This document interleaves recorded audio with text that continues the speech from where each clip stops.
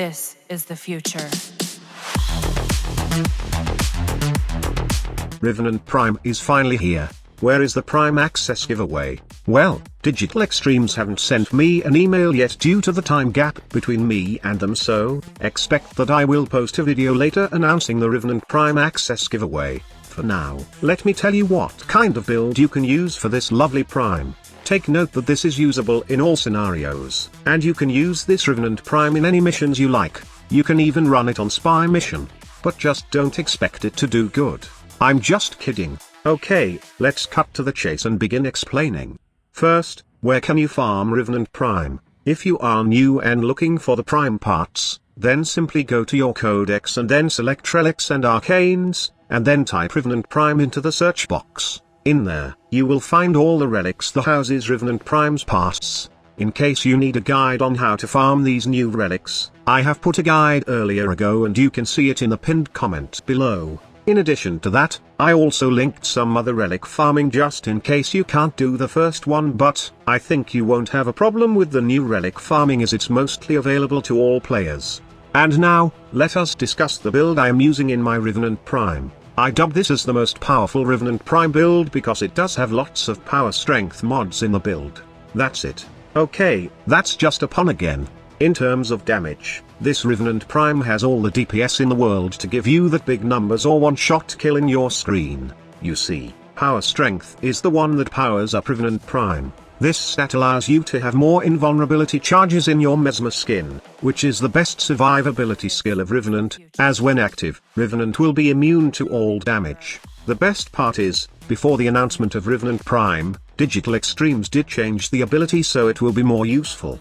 As you all know, the addition of Overguard affected the efficiency of Mesmer skin, as rapid-fire overguarded enemies would melt through their Mesmer skins and remain unaffected by the incoming sleep effect. To bring this ability closer to its original intention, Mesmer skin will now grant 1 second of invulnerability after a charge is consumed. This gives players time to react to these powerful units before taking their full damage. Also, after that 1 second invulnerability from Mesmer skin, there's also the 1 second invulnerability from the shield gating mechanic. That is why I did not include Rolling Guard in the build, since 2 seconds is enough to recast Mesmer again and become immortal. Instead of Rolling Guard, I added Archon Vitality, which is, by the way, just an optional mod. This is good for me when I'm using heat setup on my weapons like what I have on my Tenet Cycron, with Thrall Pact, Rhino's Roar, and the damage coming from Cascadia Flare. The Tenet Cycron can deal massive DPS from this Revenant Prime setup, but like what I have said, it is just an optional mod and you can put any mods that you think is useful for your playstyle.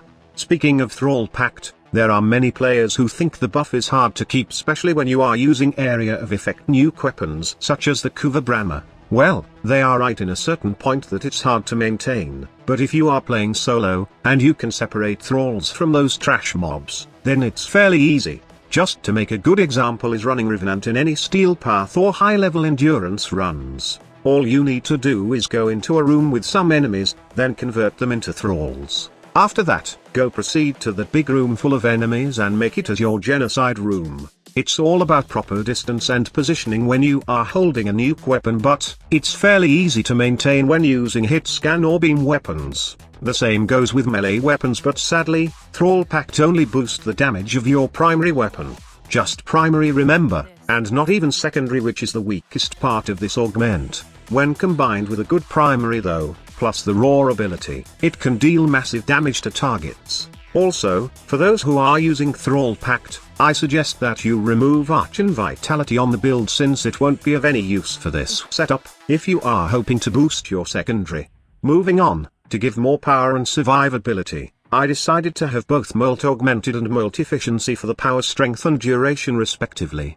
What about a spin to win Revenant Prime build squad leader? Well, you can do that with this build. If you like Revenant's 4th ability, then you might want to try out this build, but don't expect it to be powerful in Steel Path levels. I use this only in low to mid-level enemies but never in Steel Path levels, as in my opinion, the best build for Steel Path is a combination of Enthrall and Mesmer Skin, with Reeve as a precautionary option to get out of sticky situations.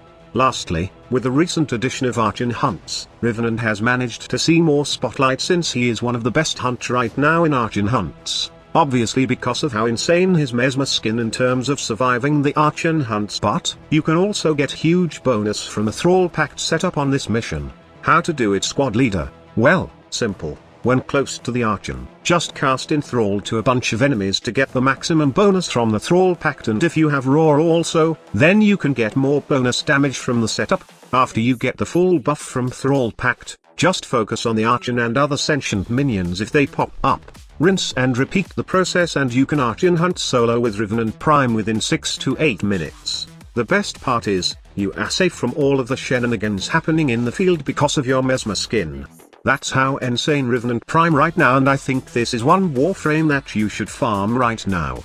The Prime variant is not just great looking, but the Warframe overall is useful in Steel Path, boss fights, and other low to mid-level missions. It's just one Prime Warframe that you don't want to miss because farming the normal variant is a hassle. Thank you so much for watching. Squad Leader signing off.